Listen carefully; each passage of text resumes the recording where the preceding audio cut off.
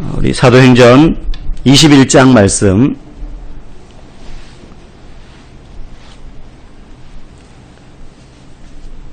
사도행전 21장 1절에서 6절까지 말씀 보도록 하겠습니다. 1절에서 6절까지 교독하고 6절 같이 보겠습니다. 우리가 그들을 작별하고 배를 타고 바로 고스로 가서 이튿날 로도에 이르러 거기서부터 바다라로 가서 구브로를 바라보고 이를 왼편에 두고 수리아로 항해하여 두로에서 상륙하니 거기서 배에 짐을 풀려 함이러라.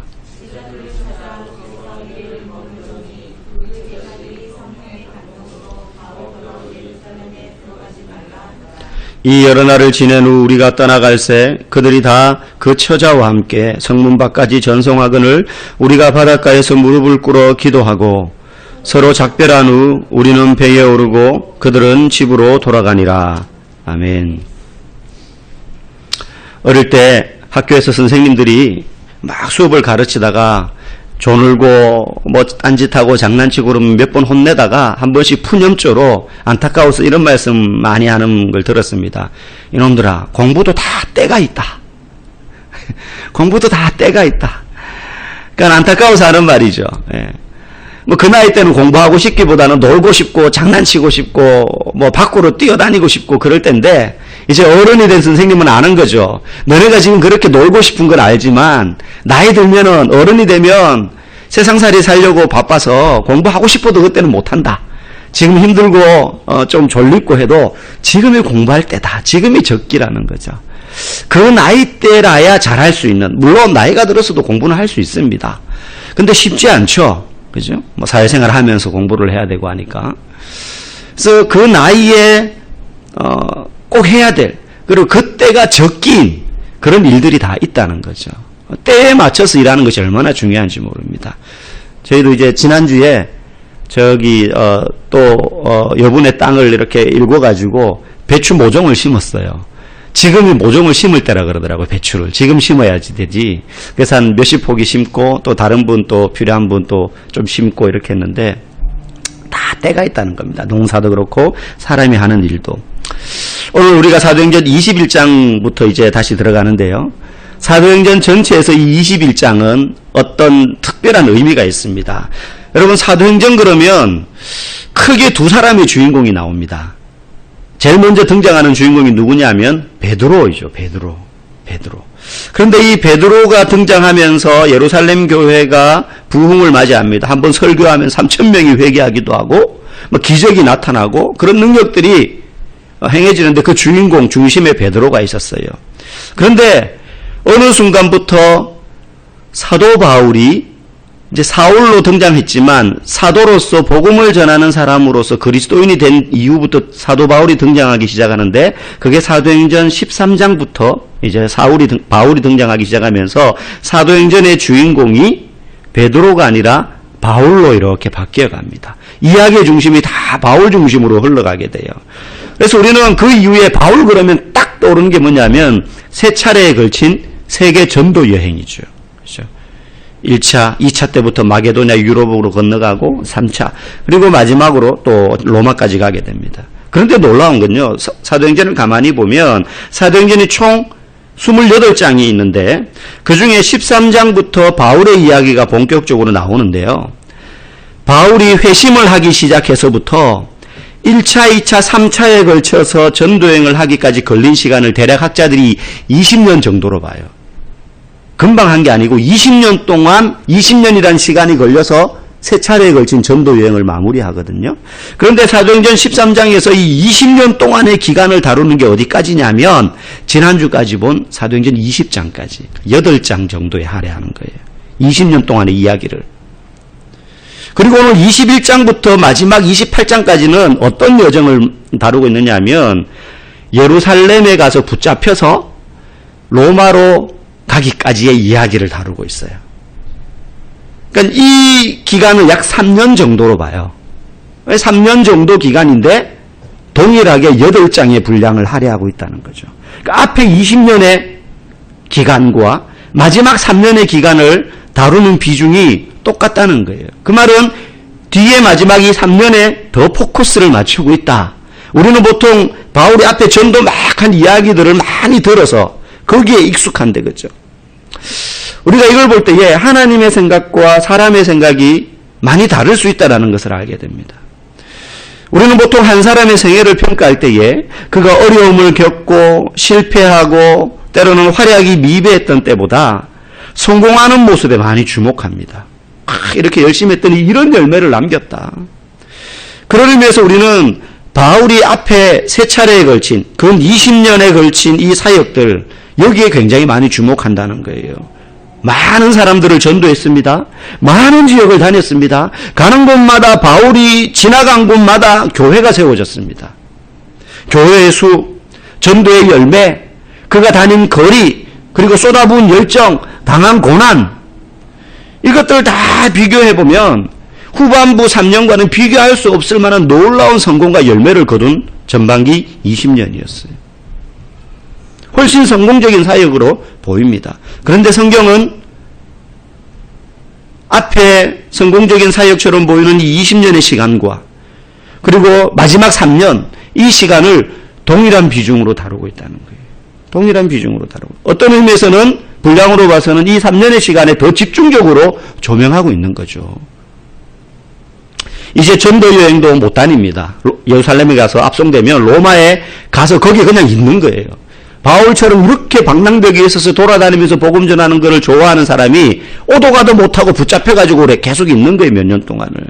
거기서 죄수로 살아가는데 이 3년이 주님이 보실 때에는 앞에 세 차례에 그 세계를 다니면서 선교여행했던 것, 그것 이상으로 귀하게 여기고 있다는 것입니다. 우리는요, 그 사람이 가장 화려할 때, 가장 능력이 많고 최고의 전성기를 구가할 때에 주목하지만 하나님은 꼭 그렇지 않으시다는 거예요. 인간적인 눈으로 보자면 성경에 나오는 많은 인물들, 그 사람들 참 하자가 많은 인생입니다. 구약에 나오는 인물들 중에 야곱을 보십시오. 인생 사기치다가 진짜 고난의 고난을 계속 당했던 사람이 야곱입니다. 오죽하면 나중에 요셉이 애굽의 총리가 되고 나서 그 굶주림에서 이제 구원받아서 바로 앞에, 애굽의 바로 앞에 딱 섰을 때 자기를 소개하는 이야기가 나의 인생의 고생이 내 조상, 내 연수가 내 조상보다는 못하지만 만만치 않은 고난을 당했습니다. 자랑할 게 자기 고난당한 것밖에 없는 거예요. 고생에 고생을 하면서. 근데 그게 대부분 자업자득이었어요. 네, 속이고 사기치고 하다가 당한 고생이었죠. 모세는 어떻습니까? 80살이 되기까지 실패자의 인생으로 그냥 살았던 사람입니다. 노년에 쓰임받은 거죠. 베드로는 어떻습니까? 그야말로 용두사미의 모델의 결정체입니다. 앞에는 막 예수님 따라다닐 때는 뭐라도 해낼 것 같이 기세등등했는데 결정적인 순간에 예수님 부인하고 도망갔던 사람이잖아요. 때로 우리 자신도 우리의 삶이 별거 아닌 것처럼 여겨질 때가 있습니다. 아마 여러분 중에 어릴 때 너 꿈이 뭐냐, 장래희망 뭐야, 남자들은 대통령 내지는 의사, 변호사, 장군 이 정도 한 번쯤 생각해보지 않은 사람 없었을 것이고, 여자분들은 뭐 공주 뭐 이런 것들, 그죠? 하여튼 뭔가 현실성은 없지만 원대한 꿈을 다 가졌을 겁니다. 저도 마찬가지고요. 그런데 지금의 나의 삶을 돌아보면 별거 아닌 삶을 살았구나 내가. 알아주는 이 없구나. 혹시 이런 삶을 살았다라고 생각되지 않습니까? 그러나 성경은요 말합니다. 그건 우리가 진짜 들어야 될 평가가 아니라는 거예요. 그거는 사람의 기준으로 보면 그럴 수 있습니다. 저 사람이 어떤 집에 살고 얼마나 벌고 뭘 가지고 사회적으로 어떤 위치에 있고 뭐 이런 거 가지고 아, 저 사람 인생 성공했구나. 앞에는 어땠을지 몰라도 지금 이제 저 사람 최고의 전성기구나. 저런 자리에 올랐구나. 막 이러면서 우러러 보지만 우리가 진짜 들어야 될 평가는 그런 기준에 의한 평가가 아니라는 것입니다. 만약에 그런 기준으로 본다면 예수님이야말로 실패자의 전형적인 모습으로 보일 뿐이에요. 뭔가 해볼 것 같았지만 능력도 있었지만 결국에는 아무것도 이루지 못하고 죄인의 신분으로 억울하게 십자가에 죽으셨기 때문입니다. 그런데 여러분 동일하게 성경은요 예수님의 공생의 3년 정도의 기간을 마태, 마가, 누가, 요한복음, 사복음서가 다루는데 이 복음서 모든 복음서들이 거의 한 3분의 1 정도 분량 각 복음서마다 한 3분의 1 정도 되는 분량을요, 예수님의 전체 공생의 3년의 인생 중에 마지막 일주일에 쏟아붓고 있다는 거예요. 사복음서 전체가 예수님의 일생을 쫙 다루는데 그게 3년 정도의 공생의 기간이거든요. 그 중에 3분의 1의 분량을요, 마지막 일주일, 십자가 지기 전 예루살렘에 입성해서 일주일 동안의 삶에 집중해서 조명하고 있다는 겁니다. 사실 그때부터 예수님은요, 기적을 행하고 능력을 행하고 화려하고 막 이런 것과는 거리가 멀어요. 사람들이 막 예수님 쫓아다니면서 노래하고 이런 것과는 거리가 먼 마지막 고난과 죽음의 일주일을 걸어가는 거예요. 열매도 사역도 이전보다 오히려 미비합니다. 그런데 오히려 그 기간이 하나님이 보시기에 더 주목하는 시간이었다는 거예요. 마지막 일주일. 마찬가지로 우리 역시 지금의 나의 인생이 어떤 의미에서는 특별한 게 없어 보이고 어린 시절 더 힘이 있을 때 저도 군대 제대했을 때만 해도요, 막 신체적으로 정신적으로 막 가장 에너지가 활발할 때니까 주눅 드는 게 없어요. 가진 게 없다고 나이가 이런 게 없어요. 그냥 마음만 먹으면 내가 뭐든지 할 수 있을 것 같은 막 자신감이 막 넘치던 그런 시기였거든요. 근데 지금 생각하면 그 시절이 부럽기만 하지, 그때보다 지금 내가 더 뭔가 화려하고 뭔가 내 인생이 지금 전성기를 구가하고 있고, 그런 생각이 별로 안 들 때가 많이 있어요. 별거 아닌 삶을 살았구나, 내가. 그런데요, 그렇게 특별한 것 없어 보이고 부족한 부분이 많아 보이는 그런 때야말로, 오히려 그런 순간이야말로 하나님이 잡고 쓰시기에 가장 적당한 때라는 것을 여러분 기억하시기 바랍니다. 오히려요, 훌륭하고 이런 게 많고 능력이 탁월해서 하나님이 쓰시지 않아도 자기 혼자 잘할 것 같은 사람보다 빈틈이 많고 아직 다듬어지지 않은 부분이 많고 뭔가 이룬 게 제대로 없는 것 같아 보이지만 하나님이 만지시고 다듬어 가셔서 그분이 쓰기에 꼭 맞는 도구로 만들어지는 인생이야말로 하나님 앞에 정말로 가치 있는 삶을 사는 그런 삶이 되는 줄 여러분 믿으시기 바랍니다. 바울 사도는요, 자신의 생애 중에서 고난의 절정에 해당하는 이 마지막 3년이 이제 시작됩니다. 21장부터. 그 첫걸음을 앞에 두고 지금 뭘 하느냐? 오늘 우리가 읽은 본문 보면 여러 지명들이 나오는데요. 지명들에 여러분 집중할 게 아니라 그곳에 가서 뭘 했는지 짧게 나오는 그러한 모습들이 있습니다. 정답부터 말하면, 결론부터 말하면 이 절박한, 이제 바울도 예수님처럼 마지막 일주일의 시간을 보낸다고 보시면 돼요. 이제 붙잡혀서 로마에 가면 3년 정도 있다가 전설에 의하면 도끼에 목이 잘려서 순교를 당하거든요. 그런데 이 절박한 순간에도 이 바울의 관심이 어디에 있느냐? 영혼들에게 전부 집중되어 있다는 것을 오늘 본문은 우리에게 가르쳐 줍니다. 지금 자기 코가 석자인데 교회와 영혼들에게 집중되어 있다는 거예요. 오늘 많은 성도들이요, 개인주의적인 신앙에 굉장히 치우쳐 있는 것을 보게 됩니다. 예수 믿지만 신앙생활의 모든 관심과 목적이 자기 자신에게 맞춰져 있다는 거예요. 기도의 내용도, 예배드리는 목적도, 헌금하는 이유도, 심지어 봉사하는 것도 그 속을 헤집고 들어가 보면 자신과 자기의 가족들의 안녕과 평안과 노후를 위한 일에 대부분 집중되어 있어요. 그게 나쁜 건 아닌데 거기에 제일의 관심이 가 있다면 우리가 뭔가 무게조정을 할 필요가 있다는 것이죠. 그런데 지금 사도의 눈과 마음은 정말 자기 코가 석자가 아니라 열자고 정말로 절박한 인생의 순간에 있는데도 자신에게 관심을 두고 있는 것이 아니라 교회와 영혼에게 관심을 두고 있다는 겁니다. 사람에게 관심을 두고 있다는 거예요. 여러분, 이 땅의 모든 사람들이요, 문제를 가지고 있지 않고 사는 사람 아무도 없습니다. 예수 믿는 사람도 마찬가지고 목사도 마찬가지, 고민거리가 있고 인생의 숙제가 있습니다. 해결하지 못하여 산적해 있는 문제들이 앞에 놓여 있어요. 어떤 분들 말합니다. 목사님, 제가 지금 좀 힘든데 요고비만 넘기면 좀 살만할 것 같아요. 요고비만 넘기면 인생이 달라질 거예요. 그렇지 않습니다. 그런 날은 오지 않습니다. 여러분, 그렇던가 이때까지 살아보니까? 지금 내가 이 문제가 있는데 요것만 해결하면 내가 이제 살 것 같아. 요것만 해결하면 이제 내 인생이 좀 수월해질 것 같아. 그 문제 해결하고 나니까 수월하던가요? 또 얼마 지나지 않아서 또 우리가 직면해야 될 어려움들이 인생에는 계속해서 찾아오더라는 거예요. 우리가 그래서 그 문제들을 가지고 있는 채로 더 중요한 하나님의 일들을 하면서 살지 않으면 하나님이 우리에게 부여하신 일들을 다 놓치게 된다는 거예요. 하나님, 내가 이 문제 해결하고 나서 주님 일 할게요. 지금은 여력이 없어요. 그런 날은 오지 않는다는 거예요. 바울은 지금 고난의 절정기를 맞이하고 있는데 그 고난의 문제를 지금 내 코가 석자니까 아직 내가 지금 갇혀가지고 이제 지금 성경에도 말해요. 오늘 그 본문에도 예루살렘에 가면 결박과 환란이 기다린다. 그러니까 이거 조금 좀 소나기 좀 피하고 난 다음에 내가 주의 일 해야겠다. 그렇게 해결해 놓고 가는 게 아니라 그거 끌어안고 가고 있습니다. 제가 아는 어떤 목사님이 암에 걸렸어요. 뒤늦게 알았습니다. 사역하다 보니까 건강검진도 하지 못하고 그러다가 우연히 다른 증상 때문에 병원에 갔더니 큰 병원 가보라 해가지고 검사를 해봤더니 암이라는 거예요. 처음에는 하나님 앞에 기도했습니다. 고쳐주십시오. 막 기도를 했어요. 근데 놀랍게도 하나님이 그 기도를 반틈만 들어주셨어요. 어떻게 들어주셨느냐. 암이 전이 되지 않고 더 이상 그렇다고 사라지지도 않고 그 크기로 멈춘 거예요. 활동을 안 하고 암이. 암덩어리가 없어진 게 아니고 그냥 있어요. 찍으니까. 여러분 그런 분들 가끔 이야기 들어보셨을 거예요. 그 목사님도 그랬어요. 그러니까 병원에서는 조심하라 그러죠. 요 상태 지금 요때 빨리 수술해야 된다.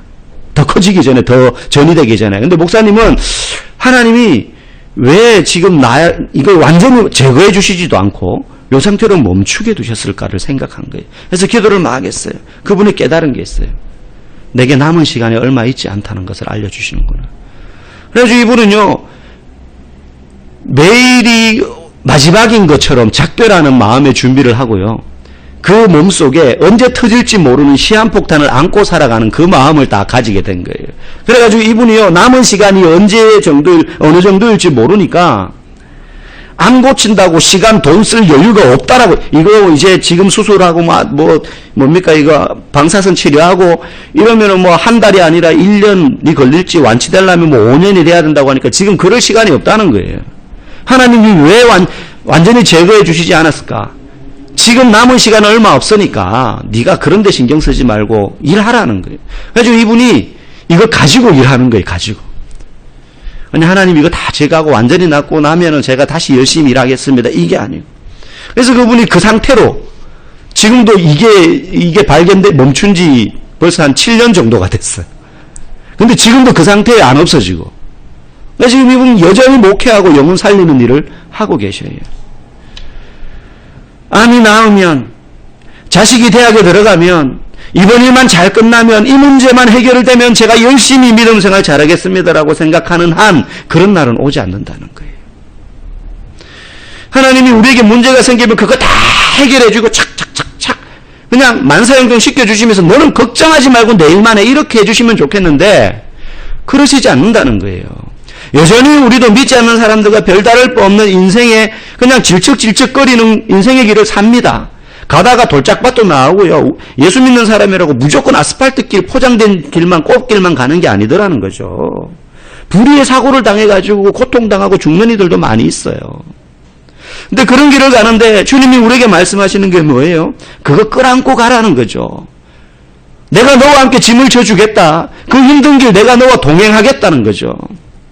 우리 옆에 있는 이웃들과 성도들을 위해서 세상과 하나님께 의미 있는 삶을 사는 것. 그래서요, 문제가 다 해결되고 난 그때가 아니라 지금이 바로 적기라는 겁니다. 지금. 저와 여러분 각자에게 인생에 숙제가 있잖아요. 근데 그 숙제 해결하고 나서 그 다음 주님 일 할게요. 이것보다 이게 더 급한 것 같아요가 아니라 그럼에도 불구하고 내일이 더 중요하다는 거죠. 하나님. 바울은 오늘 본문에 보니까 두로에서 배가 짐을 풀기, 지금 예루살렘으로 막 내려가면서 여러 곳을 거치는 거죠. 근데 두로에서 짐을 풀기 위해서 그 배 일행이 일주일을 머물러야 되는 상황이 생기죠. 4절에 보니까요. 그냥 있지 않고 제자들을 찾아갑니다.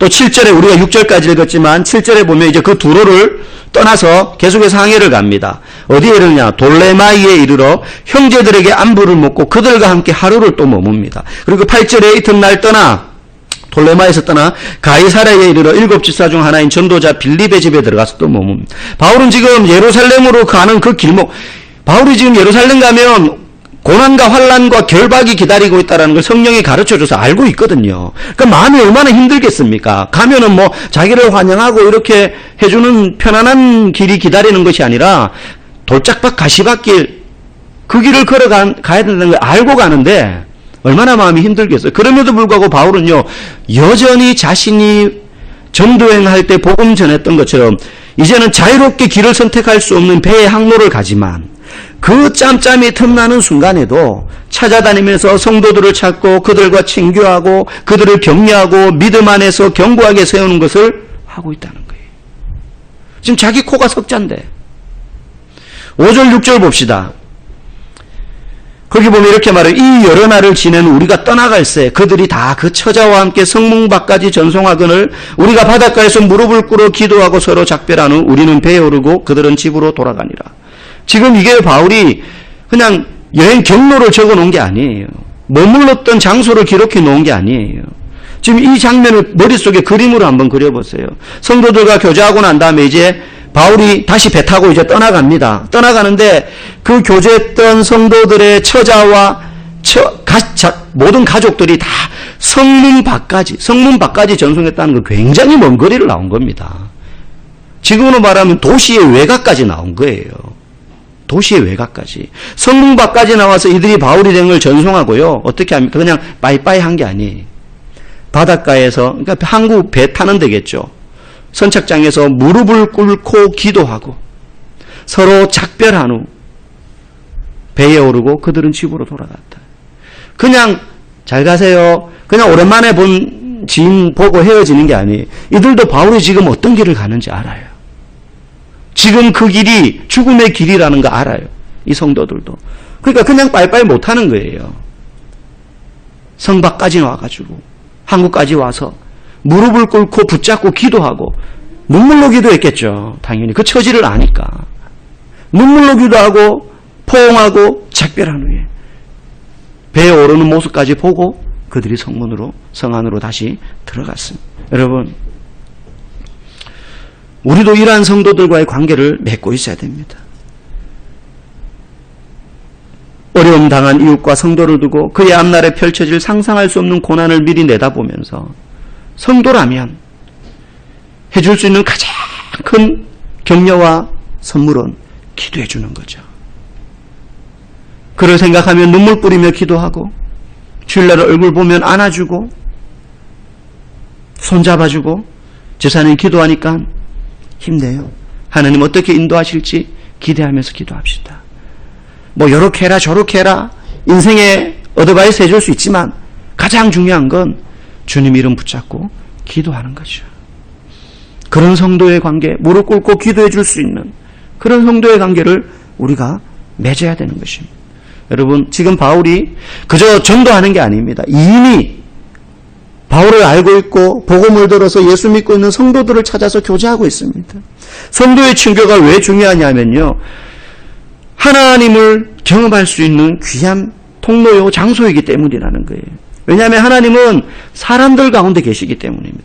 저와 여러분들 가운데 자신을 드러내시고 일하는 것을 보여줍니다. 이 세상도요, 하나님이 자기를 위해서 지으신 것이 아니라 우리를 위하여 지으셨잖아요. 우리로 하여금 사용하고 쓰고 마음껏 누리고 정복하고 하라고 우리를 위하여 주신 세상 아닙니까?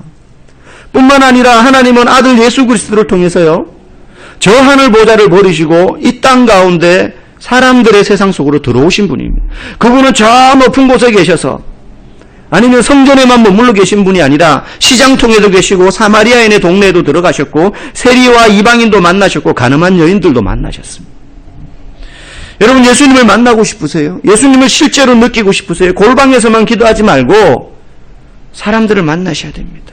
교회 오면 성도들 그냥 혼자 군중 가운데 앉아서 예배만 드리는 것이 아니라 인사하고 얼굴 보고 대화하고, 우리의 삶의 터전에서도 마찬가지입니다. 직장에서 직장 동료들, 그들도 성도입니다. 내가 섬겨야 되고 관계 맺어야 될 사람들 가운데도 하나님이 임재하십니다. 제가 저번에 동대표가 되었다 그랬습니다. 한시적입니다. 이제 분양이 다 끝났기 때문에 새로 지금 이제 동대표를 이제 선출을 할 거예요. 그럼 이제 저는 자연스럽게 이제 동대표를 내려놓게 돼요. 그런데 그저께 또 그 입주자 대표 회장님이 저한테 반장을 좀 해달라고요. 반장이 뭐 하는 거냐? 아무것도 하는 건 없대요. 하는 거 없대요. 그래서 알겠다고. 또 어차피 할 사람 없어 또 막 오죽하면 나한테 또 부탁하겠나 싶어가지고 알겠다고 했어요. 그래서 내일 8시에 기존 반장인 분들하고 잠깐 만나니까 그 노인정으로 오라는 거예요. 그래가지고 쩔레쩔레 갔어요. 그래서 아파트 노인정으로 갔더니만 한 분은 남편이 반장인데 대신해서 아내분이 왔고 뭐 이렇게 한 두서너 분이 앉아 계시더라고요. 그래서 뭐 이렇게 사인을 하래요. 이제 반장. 사인했더니만 선물을 주시더라고요. 쓰레기 봉투랑 음식물 쓰레기 봉투랑 분리수거 봉투를 요만큼 한 10장씩 묶여있는 걸 턱 주더라고요. 이게 뭡니까? 그냥 드리는 거예요. 이게 반장 되면 주는 건가 봐요. 그리고 계좌번호를 적으래요. 계좌번호를 적었더니만 12월 달에 활동비가 나옵니다. 그래서 속으로 반장도 활동비가 나오나? 이거 괜찮네 했는데 1년에 5만 원 이렇게 12월 되면 5만 원 넣어줄 거라고 그러는데 그래서 알겠다. 그래서 속으로 나도 이제 국가 공무원이 되었구나 이런 생각이 들었습니다. 정부도 나라 돈 받는 거니까 어쨌든 저는 그분들 위해서 기도합니다. 그 동대표, 반장, 총무, 회장 위해서 기도해요. 물론 뭐 동대표, 반장 이게 중요한 건 아니죠. 어쨌든 목사로서 교회 안에만 살 수밖에 없는 환경인데 그거 다 교회 안 다니시고 그 중에 보니까는 저기 이렇게 잘 이렇게 하시는 분이 또 저기 계시더라고요. 예수 믿는 사람이. 그래가지고 또 그분들하고 만날 수 있는 기회를 하나님 주셨으니까 목사가 할 수 있는 게 뭐예요? 기도하는 거죠. 뒤에서. 이들 중에 예수 믿는 사람 있게 해주십시오. 예수님 만나게 해주십시오. 저를 통해서 그리스도의 향기가 나가게 해주십시오. 여러분 예수님은 높은 산 위에 그냥 계셔서 우리 보고 올라오라. 나를 만나려면 너가 이 정도 수준까지는 올라와야지. 그렇게 하시는 분이 아니라 그분이 내려오셨습니다. 우리 가운데. 우리 수준으로 내려오셨어요. 그러면 우리 또한 사람들 속으로 들어가야 되는 것입니다. 교회에서 성도들과 동네에서 주민들과 직장에서 동료들과 그들의 마음을 듣고 그들을 위해서 기도해 주는 것입니다. 우리가 고난이 오고 어려움이 닥쳐왔을 때 힘들고 괴롭다고 쪼그라들고 숨어있지 말고 다락방으로 만나고 양육과 복음밴드로 교회에서 만나고 봉사와 교제로 만나고 직장에서 매일매일 얼굴 보는 그들에게 정말로 향기로운 그리스도의 편지가 되어서 그들에게 예수 그리스도를 드러내므로 우리가 그들 속에 임재하신 하나님을 만나고 그리고 그들 가운데에 정말로 내 삶에 집중하는 것이 아니라 한 영혼 한 영혼에게 집중하며 살아가는 저와 여러분들 되시고 그때가 바로 지금이다. 모든 문제가 해결되고 난 다음에 하는 것이 아니라 바로 지금이다라는 사실을 여러분 꼭 기억하시기를 주의 이름으로 간절히 소망합니다. 함께